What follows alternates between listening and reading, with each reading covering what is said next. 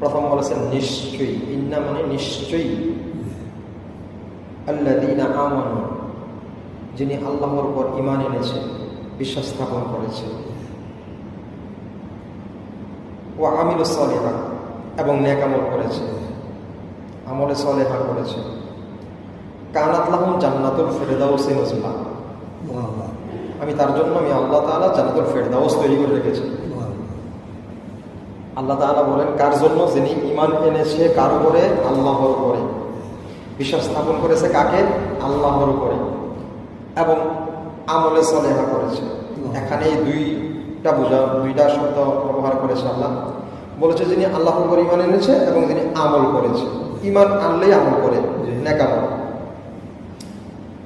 আমলগুলো আবার অনেক ধরনের আমল আছে। এই নেক আমল আবার বিভিন্ন প্রকারের আছে। যেমন নেক আমল, এমন কিছু নেক আমল আছে যেগুলোর সাথে সম্পর্ক দুনিয়ার। নেক আমল, আমলে সালেহা, আল্লাহ বলেছে আমলে সালেহা। এই আমলে সালেহা ঈমান আনার পর করবে, তার জন্য আমি আল্লাহ জান্নাতুল ফিরদাউস তৈরি করেছি। আল্লাহ বলেন খালিদিনা ফিহা, তাতে সে প্রবেশ করবে। সুবহানাল্লাহ, লা ইয়াবগুনা আনহা হিওয়ালা, সে এখান থেকে আর বের হতে চাইবে না। সুবহানাল্লাহ, যখন তাকে এখানে প্রবেশ করানো হবে, সে যখন এটাতে প্রবেশ করবে জান্নাতুল ফিরদাউস, ওখান থেকে সে আর কি করবে না? আর বের হতে চাইবে না বা বের হবে না। এত আরাম, এত শান্তি, এত সুখের জায়গা, যেখান থেকে আর কখনো সে কি করবে না? বের হবে না। তো এতে বোঝা যায় আল্লাহ তাআলা বলেন যেহেতু বলছেন এখান থেকে আর বের হবে না, তাহলে স্থায়ীভাবে দেওয়া হবে। হ্যাঁ, অস্থায়ী না, চিরস্থায়ী। দেবে কাকে? যিনি আল্লাহর প্রতি বিশ্বাস স্থাপন করেছে এবং আমলে সালেহা করেছে। আমলে সালেহা আরবি শব্দ, এটাকে আমরা বাংলায় বলি নেক আমল, ভালো আমল, ভালো কাজ। ভালো কাজ, আমল মানে কাজ। তো যেটাকে আমরা বলি ভালো কাজ। এখন ভালো কাজ করতে হবে একমাত্র মহান আল্লাহ তাআলার জন্য। কেননা আল্লাহ তাআলা আরেক আয়াতে বলেছেন ইন্না সালাতি ওয়া নুসুকি ওয়া মাহইয়ায়া ওয়া মামাতি লিল্লাহি রাব্বিল আলামিন। এখানে আল্লাহ তাআলা বলেছেন ইন্না সালাতি, নিশ্চয়ই আমার নামাজ, ইন্না সালাতি ওয়া নুসুকি, আমার সমস্ত ইবাদত কুরবানি সহ। কুরবানির আয়াতে ছিল কুরবানি সহ, ওয়া মাহইয়ায়া, আমার বেঁচে থাকা, ওয়া মামাতি, আমার মৃত্যুবরণ করা, লিল্লাহি রাব্বিল আলামিন, একমাত্র মহান আল্লাহ তাআলার জন্য। তাহলে সবকিছু ইবাদত বন্দেগী যা কিছু হবে কার জন্য হবে? আল্লাহর জন্য। এই জন্য নেক আমল করতে হবে আর ভালো কাজ করতে হবে কার জন্য? আল্লাহর খুশির জন্য। আমরা এই পয়েন্টটা খুব মনে রাখবো এখনকার যে কথাগুলো শুরু, তাহলে পরের আলোচনাগুলো বুঝতে সুবিধা হবে। প্রথম কথাগুলো মনে রাখলে এই কেন আমলে সালেহা কি, মানে নেক আমলটা কি, কোন কাজ করলে আল্লাহ জান্নাত দেবে, আমরা কি সেটা বুঝে করছি নাকি না বুঝে করছি? অথবা আমরা আমলের নামে কি বদামল করছি, ভালো কাজের নামে খারাপ কাজ ধরে ভালো কাজ বলে চালাই দিচ্ছি? এরকম আছে না? এই কথাটা আল্লাহ বললেন জান্নাতুল ফিরদাউস দেবেন কাকে? যিনি আমলে সালেহা করে, নেক আমল মানে ভালো কাজ করে। সেই ভালো কাজটা আল্লাহর মনোনীত রাসূলের তরিকায়, আল্লাহর মনোনীত রাসূলের তরিকায়, আল্লাহ যেটা করতে বলেছেন সেটা, রাসূল যেভাবে দেখিয়েছেন সেইভাবে। বুঝে আসছে? আল্লাহ যেটা করতে বলেছেন সেটা, আর রাসূল যেটা দেখিয়েছেন সেইভাবে, রাসূল যেভাবে দেখাইছে এটাকে বলা হয় রাসূলের তরিকা। আর কাজটা আল্লাহর হুকুম, মানতে হবে আল্লাহর হুকুম, আদেশ পালন করতে হবে কোন তরিকায়? রাসূলের তরিকায়। এটার নাম হবে আমলে সালেহা। এটার নাম কি হবে? আমলে সলেহা, তাহলে আল্লাহ দেবেন জান্নাতুল ফিরদাউস। আমরা এখন অনেকে অনেক ধরনের কাজ করে থাকি। আচ্ছা, কিছু কিছু উদাহরণ, যেমন আমরা যেখানে বসেছি এটা কি মসজিদ? এটা কি মসজিদ? খুব খেয়াল, এটার নাম মসজিদ। এর থেকে উত্তম জায়গা পৃথিবীতে আর নাই। আল্লাহ তাআলা বলেছে এগুলো দুনিয়ার জান্নাত, মসজিদুল বাইতুল্লাহ, আল্লাহর ঘর। তাহলে এর থেকে শ্রেষ্ঠ জায়গা, উত্তম জায়গা আর কোথাও নাই। এখন মসজিদ নির্মাণ করার সময়, এই মসজিদটা তৈরি করার সময় যিনি তৈরি করেছেন তারে আমরা কি বলি? রাজমিস্ত্রি। কি বলি? রাজমিস্ত্রি বা আচ্ছা। তো রাজমিস্ত্রি কি করে? একদিন দুই দিন নয়, মাসের পর মাস, 6 মাস, 1 বছর সময় লাগাইয়া আপনি একটা মসজিদ নির্মাণ করে না? মসজিদ। আচ্ছা, মসজিদ নির্মাণ করা ভালো কাজ নাকি খারাপ কাজ? ভালো কাজ। সবচেয়ে উত্তম কাজ কি বলেন? ভালো কাজের মধ্যেও শ্রেষ্ঠ কাজ মসজিদ নির্মাণ করা। এক ব্যক্তি যদি কিছুক্ষণ রমজান মাস, যেমন রমজান মাসের যে আলোচনাগুলো ছিল এমন ছিল, 10 দিন ইতিকাফ করলে, 10 দিন ইতিকাফ করলে কবুল হজের সওয়াব আমলনামায় দেওয়া হবে। কবুল হজের সওয়াব আমলনামায় দেওয়া হবে, জীবনের গুনাহ মাফ করা হবে। ইতিকাফ করে যাওয়ার সময় তাকে সত্য ভূমিষ্ঠ হওয়া নিষ্পাপ বেগুনা মাসুম বানিয়ে বের করা হবে। হাদিসগুলো ছিল না? কয়দিন? 10 দিন। কয়দিন? 10 দিন। আর খুব খেয়াল, মসজিদে বসে থাকলো 10 দিন, সে কি কোনো কাজ করেছে?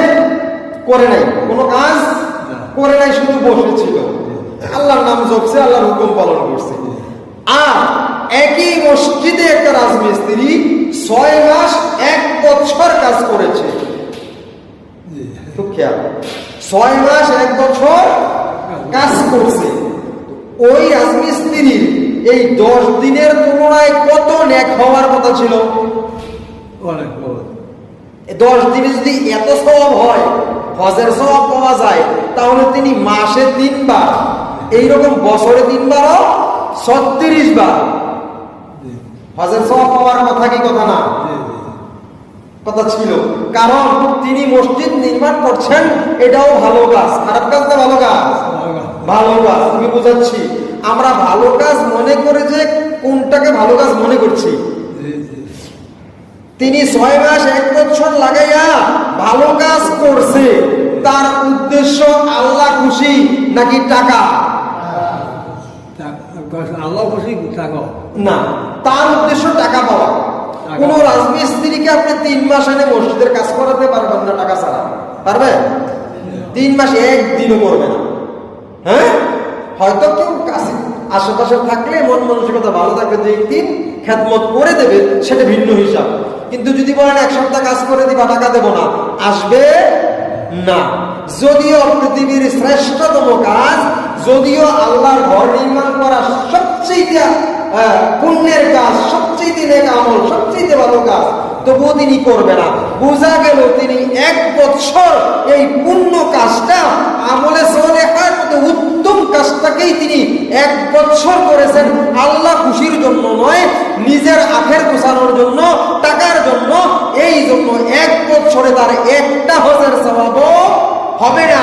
আরেকজন চুপচাপ বসে রয়েছে, এই ইতিকাফের নিয়ত করে 10 দিন থাকার পরে আল্লাহ তাআলা আমলনামায় হজের সওয়াব, জীবনের গুনাহ মাফ, সদ্য ভূমিষ্ঠ নিষ্পাপ বেগুনা মাসুম বানাইয়া ঘর থেকে বের করে দিবেন। এত সওয়াব চুপ করে বসে থেকে পাইল, উদ্দেশ্য ছিল একমাত্র আল্লাহ খুশি।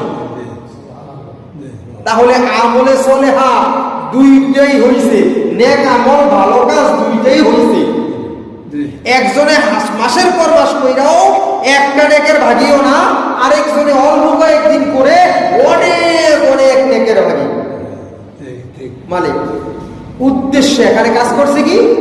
উদ্দেশ্য বুঝতে হবে। আমলে সলেহা করলেই শুধু কি হবে না? নেক আমল হবে না, করলেই নেক আমল করলেই নেক আমল হবে না। বুঝা গেল? এখন আমি মসজিদ দিয়ে উদাহরণ দেখাইলাম। আমি নামাজ পড়তে এসেছি, নামাজ না পড়লে এলাকার মানুষ আমাকে পর্দাই না কইতো না, আর নামাজ না পড়লে আমাকে মসজিদের মুসল্লি কইতো না, নামাজ না পড়লে ছেলে মেয়ে বিয়ে শাদী দিছি, বিয়ে করেছি, বিয়ের কাছে লজ্জা আছে নি? হ্যাঁ, এরকম হয়। ভাই বেড়াদারের কাছে লজ্জা, পাড়া প্রতিবেশীর কাছে লজ্জা, এই জন্য নামাজ পড়তে আসে। তাহলে যদিও নামাজ ভালো কাজ, আমলে সলেহা, নেক হবে কি হবে না? হবে না। কারণ উদ্দেশ্য সৃষ্টিকে খুশি করা, উদ্দেশ্য সৃষ্টিকে খুশি করা। হ্যাঁ, গায়রুল্লাহ আল্লাহ তাআলা ব্যতীত অন্য যে কোনো কিছুকে খুশি করার উদ্দেশ্যে নেক আমল, যদিও নেক আমল, কিন্তু এতে কোনো লাভ হবে না। তাহলে আল্লাহ বলেছে নেক আমল করলে দেবে কি? জান্নাতুল ফেরদাউস। আমিলুস সলিহাতি কানাত লাহুম জান্নাতুল ফেরদাউসি নুজুলা। নেক আমলকারীদের জন্য আমি আল্লাহ তাআলা জান্নাতুল ফেরদাউস তৈরি করেছি। আল্লাহ বলেন খালিদিনা ফিহা, তারা প্রবেশ করবে। সুবহানাল্লাহ। কিন্তু করতে হবে নেক আমল বুঝে শুনে, উদ্দেশ্য থাকতে হবে মহান মালিকের আল্লাহ তাআলার খুশি। আশা করি আপনারা এই কথাগুলো বুঝতে পেরেছেন। কি বলেন? নেক আমল করতে হবে কি করতে, কি করার জন্য? আল্লাহকে খুশি করার জন্য, আল্লাহকে খুশি করার জন্য। যদি নেক আমল যখন তখন মন গড়া করে ফেলি, তাহলে এই নেক আমল দ্বারা কোনো ফায়দা হবে না, কোনো ফায়দা হবে না। আপনি নেক আমল যখন তখন করলে দুনিয়া হাসিল হইতে পারে, কিন্তু কি হবে না? আল্লাহ খুশি হবে না। এখানে উদ্দেশ্য নেক আল্লাহ খুশি, আর শুরুটা হতে হবে ঈমানের মাধ্যমে। কিসের মাধ্যমে? আল্লাহ বলেছেন ইন্নাল্লাযীনা আমানু, প্রথম কথাটা নিশ্চয়ই যিনি আল্লাহর প্রতি বিশ্বাস স্থাপন করেছে, ঈমান এনেছে। তাহলে ঈমান গ্রহণ করার পরে আল্লাহ খুশির উদ্দেশ্যে নেক আমল করা লাগবে। আল্লাহ খুশির উদ্দেশ্যে ঈমানও থাকা লাগবে, ঈমানও থাকা লাগবে। আবার যদি বেঈমান হয়, ঈমান না থাকে, মনে করেন আমাদের দেশের কোন একজন ব্যক্তি, বিশেষ ব্যক্তি, একজন শিল্পী, বড় ধরনের একজন শিল্পী, নাম করা সারা বিশ্বে যাকে মানুষ চিনে, তার ঈমান নাই, সে মুসলিম নয়। বাবার সম্পদ, দাদার কালের, বাবার কালের সম্পদ বিক্রি করে তিনি একটা মসজিদ নির্মাণ করেছেন। আমাদের দেশে আছে, আমাদের দেশে আছে। তো এমন একজন ব্যক্তি বাপদাদার সম্পদ বিক্রি করে, বাপদাদার সম্পদ মানে তো এখানে আমার কোনো হারাম নাই। কি বলে? বাপের সম্পদ সন্তানের জন্য সম্পূর্ণ কি হালাল। এই হালাল সম্পদ বিক্রি করে তিনি কি করেছেন? মসজিদ নির্মাণ। কি করেছেন? মসজিদ নির্মাণ। পৃথিবীর শ্রেষ্ঠতম কাজ করেন নাই? ভালো কাজ করেন নাই? করছে। তো এত বড় ভালো কাজ করার পরে আমি বললাম ভালো কাজের আরবি কি? আমলে সলেহা। আমলে সলেহা। আল্লাহ বলছে আমলে সলেহা করলে জান্নাতুল ফেরদাউস। এখন তার জন্য তিনি ভালো কাজ করছে, মসজিদ নির্মাণ করছে। তাহলে কি হবে? শর্ত ছিল ইন্নাল্লাযীনা আমানু। শর্ত ছিল কি? ঈমানদার হওয়া।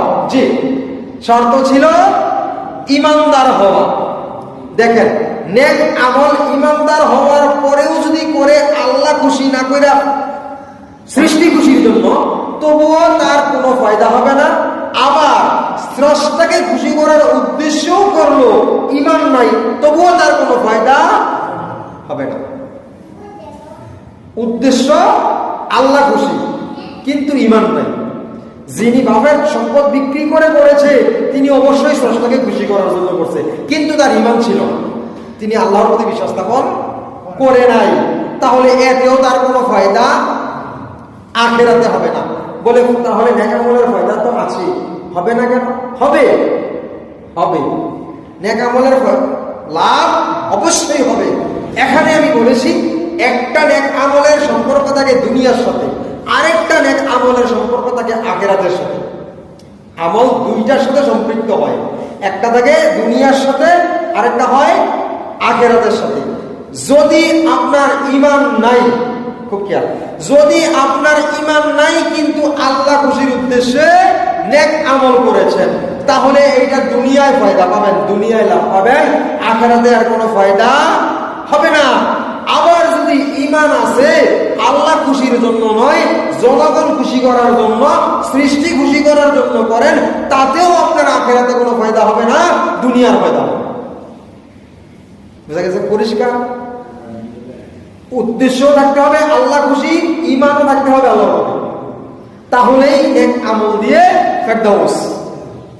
আর যদি দুইটার একটাও নাই, উদ্দেশ্য ভালো না, ঈমানও আল্লাহর প্রতি নাই, অথবা দুইটার যে কোনো একটা নাই কিন্তু আমলে চলে না, এতে ফেরদাউস হবে না, জান্নাতুল ফেরদাউস হবে না। হতে হলে আল্লাহর প্রতি বিশ্বাস স্থাপন করতে হবে, আল্লাহর উদ্দেশ্যে, খুশির উদ্দেশ্যে নেক আমল করা লাগবে, দুইটাই দেখতে হবে। ঠিক আছে? তো আমরা বুঝলাম নেক আমল করতে হলে আল্লাহ যেটা বলেছে সেটার মিনিংটা বুঝতে হবে। আল্লাহ বলে দিয়েছে ডাইরেক্টলি, কোরআনের মধ্যে বলে দিয়েছে যে নেক আমল করলে আমি জান্নাত ফেরদাউস তৈরি করে রেখেছি, তুমি এটাতে প্রবেশ করো। এখন নেক আমলগুলো আমরা আসলে সঠিকভাবে করছি কিনা সেটা জানার জন্য আমরা ডিটেইলসটা জানা প্রয়োজন। নেক আমল করার আগে ইমানদার হওয়া লাগবে, নেক আমল করার সময় উদ্দেশ্য থাকতে হবে আল্লাহ খুশি। কি করতে? ইমানদার এবং আল্লাহ খুশি। আচ্ছা, এখন আসেন, আমরা যে এই মাসটা পার করতেছি, আরবি মাস, আরবি এই মাসটা পার করতেছি না, এই মাসটার নাম হলো জিলহজ। এর পরের মাসটার নাম হলো মুহররম। এর পরের মাসের নাম কি? মুহররম। আমার এই শুরু থেকে যারা কথাগুলো বুঝছেন আর যারা শোনেন নাই তারা পরবর্তীতে শুনবেন, শুনে তারপরে আলোচনা বুঝতে হবে। আলোচনা কেটে কেটে 10 মিনিট, 15 মিনিট, 5 মিনিট করে দেওয়া হচ্ছে। 5 মিনিট শুনে কাউকে কমেন্ট করবেন না, বাজে মন্তব্য করবেন না, পুরোটা শুনবেন শুরু থেকে, তাহলেই বুঝতে পারবেন। আচ্ছা, এই জন্য শুরুতে আসা জরুরি। এখন আসতেছে সামনের মাসটা কি? মুহররম। সামনের মাসটা কি? আল্লাহ তাআলা বলেছেন, ইন্না ইদ্দাতাশ শুহুরি ইনদাল্লাহি 12 শাহরান ফী কিতাবিল্লাহি ইয়াওমা খালাকাস সামাওয়াতি ওয়াল আরদা মিনহা আরবাআতুন হুরুম। আল্লাহ তাআলা বলে দিয়েছেন সূরা তাওবার 36 নম্বর আয়াত। আল্লাহ তাআলা বলেছেন, নিশ্চয়ই মাসগুলো দুনিয়ার শুরু থেকে বছরের মধ্যে মাসগুলোর মধ্যে 12টি গণনা করা হয়েছে। কয়টি?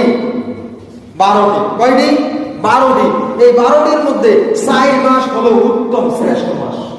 4 মাস কি? শ্রেষ্ঠ মাস। বলেছেন কে? আল্লাহ বলেছেন 12 মাসের মধ্যে 4 মাস শ্রেষ্ঠ মাস। এই 4 মাস হলো জিলকদ, জিলহজ, মুহররম, রজব। মনে থাকবো?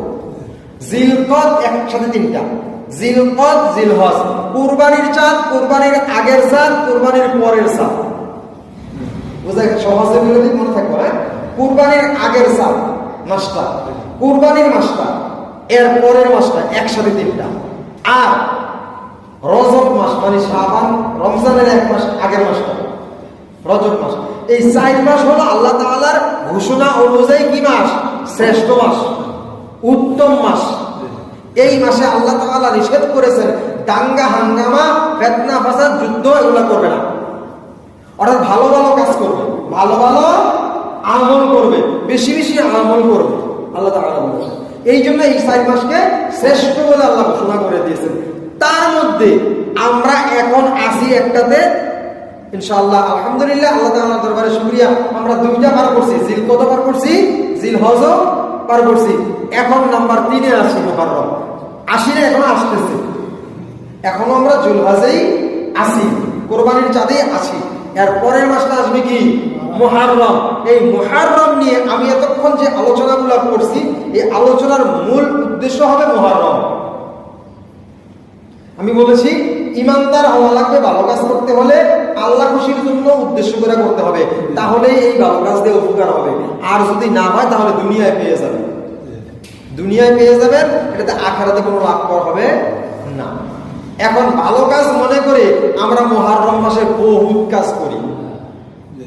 মুহররম মাসে আমি বললাম কয় মাস? আল্লাহ তাআলার সূরা তাওবার 36 নম্বর আয়াতের দলিল অনুযায়ী কয় মাস শ্রেষ্ঠ? 4 মাস। কয় মাস? 4 মাস। এখন আমরা মনে করি শুধু মুহররম শ্রেষ্ঠ, আমরা কি মনে করি?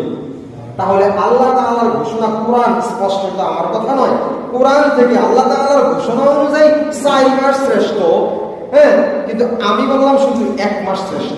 তাহলে আল্লাহর ঘোষণার বিপরীত বললাম, এটা বলা যাবে না। 4টাই শ্রেষ্ঠ, এর মধ্যে একটা মুহররম। তবে মুহররমে বড় বড় বড় বড় বড় বড় ঘটনার জন্ম হয়েছে। আমি আপনাকে বলি, আমরা যেগুলাকে নিয়ে এখন বিভিন্ন রকমের অনুষ্ঠান আলোচনা তোলপাড় করে ফেলি, বিভিন্ন রকমের কিছু করি, এই জন্যই আমার কথাগুলো বলা। নেক আমল কি, নেক আমল আসলে করতে হবে কিভাবে? ঘটনাগুলো হলো সংক্ষেপে আমি কয়েকটা ঘটনা বর্ণনা করি। মুহররম মাসে কি হয়েছে? এই পৃথিবীটা যখন সৃষ্টি করে আল্লাহ, শুরুটা করে মুহররম মাসের 10 তারিখ। মুহররম মাসের 10 তারিখটাকে বলা হয় আশুরা। কি বলা হয়? আশুরা মানে 10। আশুরা মানে কি? 10। মনে করেন 30 দিনের মধ্যে 1, 2, 3 প্রত্যেকটা একটা করে সংখ্যা, তাই না? 30টাই সংখ্যা। একটাকে যদি নির্ধারিত করা হয়, একটাকে যদি সবাই স্মরণ করার মতো হয়, তাহলে বোঝা গেল এটা একটা গুরুত্ব তাৎপর্য আছে। আল্লাহ তাআলা যেহেতু এই অনেক হাদিসে কোরআনে কিতাবে বিভিন্ন মানুষের মুখে যেহেতু আশুরা বলা হয়েছে, তাহলে বোঝা গেল এইটার একটা তাৎপর্য আছে। তাৎপর্যগুলো কি, আমরা করি কি, সেইটাই আমি আলোচনা করবো। এখন থেকে পুরো 1 মাস প্রায় সময়টা বলি, হ্যাঁ, করি। আমাদের দুনিয়াটা আল্লাহ তাআলা সৃষ্টি করেছেন যেদিন শুরু করেন, সূচনা সেই দিন ছিল কি? 10ই মুহররম। 10ই মুহররম, মুহররমের 10 তারিখ। এরপরে কিয়ামত সংঘটিত হবে মুহররমের 10 তারিখ। হুজুর সাল্লাল্লাহু আলাইহি সাল্লামকে আল্লাহ তাআলা হাবিবুল্লাহ উপাধি দিয়েছে, আপনারা জানেন নি? হাবিবুল্লাহ মানে আল্লাহ তাআলার প্রিয় বন্ধু, প্রিয় বন্ধু, হ্যাঁ, হাবিবুল্লাহ। এই হাবিবুল্লাহ কি? হাবিবুল্লাহ হলো এই আল্লাহ তাআলা ইব্রাহিম খলিলুল্লাহ বলেছেন। খলিলুল্লাহ মানে বন্ধু, খলিলুল্লাহ মানে কি? বন্ধু। হাবিবুল্লাহ এটা মানেও আল্লাহর বন্ধু। খলিলুল্লাহ মানে আল্লাহর বন্ধু, হাবিবুল্লাহ মানেও কি? আল্লাহর বন্ধু। খুব খেয়াল, আল্লাহ তাআলা দুজনকে বললেন আমার বন্ধু, শব্দ ব্যবহার করলেন 2 রকম, বুঝেন তো? একটার নাম হাবিবুল্লাহ, একটার নাম খলিলুল্লাহ। কারণ 2টা কেন? এক শব্দে কিন্তু ব্যবহার করা যাইতো, অর্থ যেহেতু কি বলে। আপনাকে আমি বললাম বন্ধু, এখন বন্ধু বললে শব্দ কি 2 রকম? 2টা দিয়ে করবো, একটা দিয়ে নয়। আল্লাহ তাআলা 2 জনের বেলায় 2 শব্দ ব্যবহার করছে। একটাকে বলছে খলিলুল্লাহ, একটার নাম বলছে হাবিবুল্লাহ। হাবিবুল্লাহ কি আর খলিলুল্লাহ কি? আল্লাহ তাআলা যখন ইব্রাহিমকে বলেছেন খলিলুল্লাহ, তখন আল্লাহ তাআলা এই খলিলুল্লাহ কেন? আল্লাহ তাআলার জন্য যিনি সব সময় পাগল, সব সময় কি? খুব খেয়াল, আল্লাহ তাআলার জন্য যিনি সব সময় আশিক, সব সময় পাগল বলতে আমরা যে পাগলামি করি এই পাগল না, তার প্রেমে পাগল, মোহাব্বতে পাগল, এই পাগল আল্লাহ তাআলার ইশক যার ভিতরে বেশি, আল্লাহ তাআলার জন্য সবসময় যিনি পাগল, তাকে বলা হয় খলিলুল্লাহ। এই শব্দে, এই অর্থে মানে আল্লাহ বললেন আমার জন্য আমার বন্ধু পাগল, এই শব্দে খলিলুল্লাহ। আর হাবিবুল্লাহ ওই শব্দে, ওই অর্থে যে আমার জন্য নয়, আমি হাবিবুল্লাহর জন্য পাগল। সুবহানাল্লাহ, কি কইছে? এই জন্য বলছে হাবিবুল্লাহ। শব্দ 2টা ব্যবহার করার কারণ হলো এই, শব্দ 2টা ব্যবহার করার কারণ এই, আমার জন্য পাগল খলিলুল্লাহ, আমি পাগল হাবিবুল্লাহ। সুবহানাল্লাহ, কত আনন্দ আমাদের! কোন নবীর উম্মত আমরা, যার জন্য আল্লাহ স্বয়ং ইশক, মুহাব্বত, আল্লাহর মুহাব্বত ছিল তার প্রতি। আল্লাহ এই জন্য তিনি কি? হাবিবুল্লাহ। এই হাবিবুল্লাহর ঘোষণা আল্লাহ তাআলা দিয়েছিলেন 10ই মুহররম। সুবহানাল্লাহ, এই 10ই মুহররমের যে গুরুত্ব সেটা আমি বোঝাচ্ছি। মুহররমের 10 তারিখে আল্লাহ ঘোষণা করেছেন মুহাম্মদ হলো হাবিবুল্লাহ, আল্লাহর বন্ধু। ওই ঘোষণাটা দিয়েছিলেন কয় তারিখ? 10ই মুহররম। আদম আলাইহিস সালাতু ওয়াস সালামের দোয়া কবুল করেন 10ই মুহররম। আদম আলাইহিস সালামের দোয়া কি কবুল করেন? কি দোয়া? আল্লাহ তাআলা, বাবা আদম আমাদের আব্বা জান, আব্বা জানলে তৈরি করা, আম্মা জানলে তৈরি করা জান্নাতের ভিতরে রেখে দিছে। তৈরির অনেক ঘটনা কোরআনে আছে, তৈরি করে রেখে দিছে, বলছে সব খাও করো, যা কিছু করো সব কিছু ভোগ করো, এই গাছের নিচে যাইও না, এই গাছের ফল খাইও না, না করছে। এখন শয়তান বুঝাইছে আপনাকে, আল্লাহ নিষেধ করছে কেন জানেন? কেন? আপনি যদি এই ফল খান তাহলে জান্নাতে চিরস্থায়ী হয়ে যাইবেন, জান্নাতে চিরস্থায়ী হয়ে যাইবেন। এই জন্য কি করেন না, আল্লাহ আমরা খাইতে না করছে। তখন আদম আলাইহিস সালামের ভিতরে কোরআনের এলেম ছিল না। কি ছিল না? কোরআনের এলেম ছিল না। আল্লাহ তাআলা আজকে যে আয়াত তেলাওয়াত করেছি, আল্লাহ তো আমাদেরকে জান্নাতুল ফেরদৌসের মালিক চিরস্থায়ী বানিয়ে দিয়ে রাখছে। ইমানদার হওয়া লাগবে, নেক আমল করা লাগবে, তাই না? আল্লাহর প্রতি বিশ্বাস স্থাপন করা লাগবে, আমল ভালো করা লাগবে, তাইলে কি চিরস্থায়ী জান্নাত ঘোষণা আগে, আদম আলাইহিস সালাম সৃষ্টির আগের থেকে এটা ঘোষণা। এটা তার ভিতরে এই এলেম ছিল না। শয়তান যখন বললো যে আপনাকে চিরস্থায়ী হওয়ার ভয়ে আল্লাহ খাইতে না করছে, আপনি খান, শয়তানের পরামর্শ সে কি করলো? শুনে ফেললো। আল্লাহর হুকুম অমান্য করে শয়তানের কুমন্ত্রণায় পইরা তিনি খেয়ে ফেলল এই গাছের ফল। খাওয়ার পর জরুরত পায়খানা প্রস্রাবের বেগ হয়েছে। কিসের বেগ?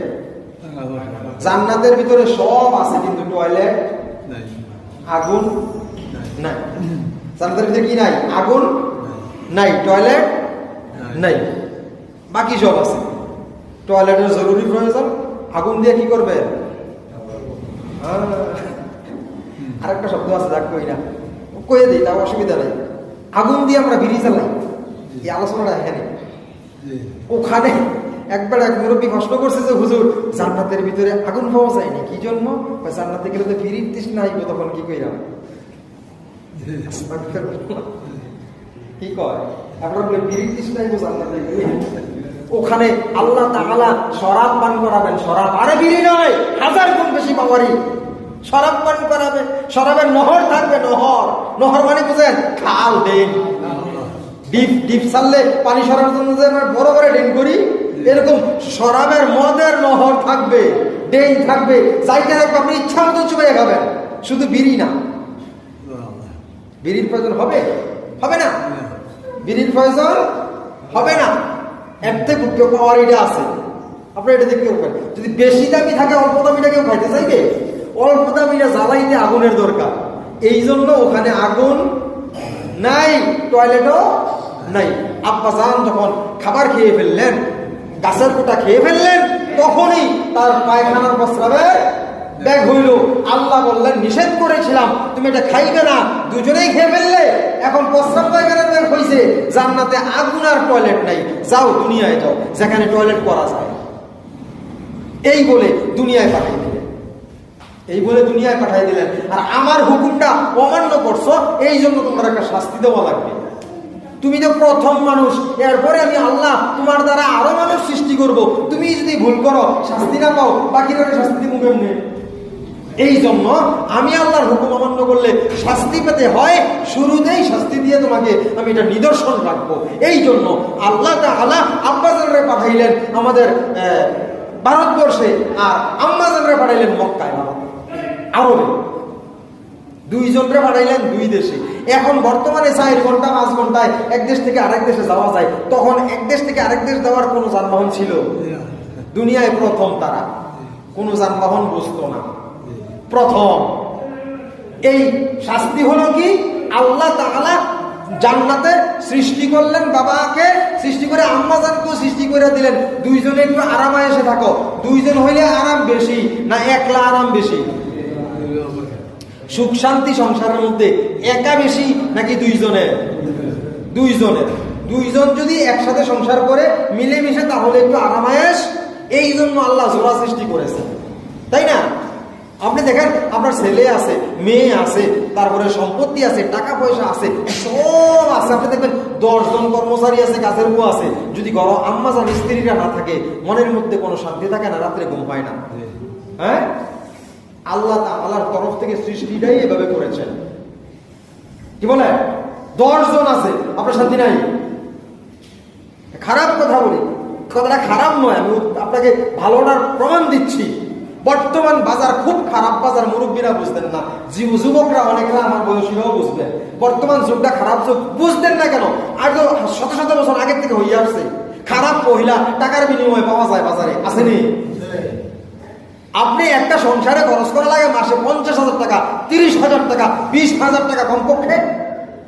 এক মাসে 2 বার 3 বার 4 বার একটা মহিলার কাছে গেলে 4-5 হাজার টাকায় শেষ, যথেষ্ট। 4-5 হাজার টাকায় তাকে ব্যবহার করে ফেলা যাবে। তাহলে 30,000 টাকা মানুষ খরচ করে কেন?